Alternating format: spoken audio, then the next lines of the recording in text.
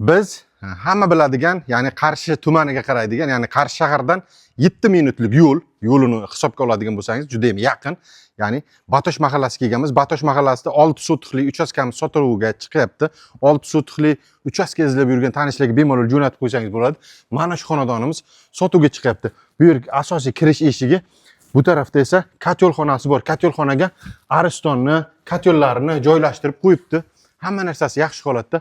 Darvozaxonamizni ko'rishingiz mumkin. Darvozaxonamizga mana shu hovuzgacha bemalol 4 ta 5 ta mashina ketadigan qilingan. Hovuzlar qurilgan, hamma sharoit qilingan va ko'rishingiz mumkin. Bu tarafga daraxtlar ekib, chiroyli qilib qo'yibdi va bu tarafda tashqari tomondagi hojatxonamiz va kladovkamiz joylashgan bo'ladi. Bu tarafga, endi bu tarafdan kiraylik. Asosiy eshikdan bu tarafda zo'r narsalari bor ekan, ya'ni o'tiradigan, yozga o'tiradigan sharoitlar qilingan ekan.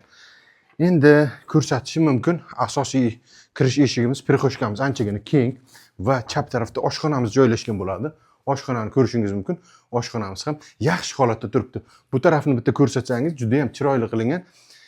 Ya'ni yozga o'tirgali kravatli joy qilib qo'yibdi. Yozga bemalol mazza qilib o'tirasiz. Mabodo siz zalni kengaytirmoqchi bo'lsangiz, mana shu joyni yopsangiz, ko'p proyektlarni ko'rganmiz. Mana shu joyni yopib, mana ko'rishingiz mumkin. Mana shu joyni yopib, zalni anchagina kengaytiradi. Zalimiz tush ham anchagina keng. Bemalol mehmonlarni kuzatsangiz bo'ladi. Yozga u joy qolgani ma'qulroq. Va endi bu tarafda ko'rishingiz mumkin yuvinish xonasi.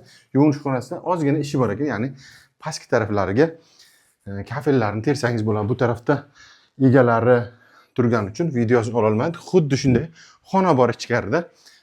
Qoladigan narsalar egalar bilan gaplashasizlar. To'g'ridagi hojatxonamiz ishlab turibdi, ya'ni yoshi katta onaxonlar, otaxonlarga olib bermoqchi bo'lsangiz, bemalol olsangiz bo'ladi, chunki ichkarida ham hojatxonasi bor. Ular qiynalib qolishmaydi.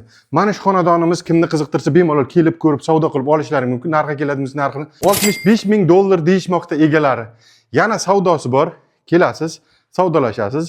Oldida turib o'zimiz yaxshi narxga olib berishga harakat qilamiz.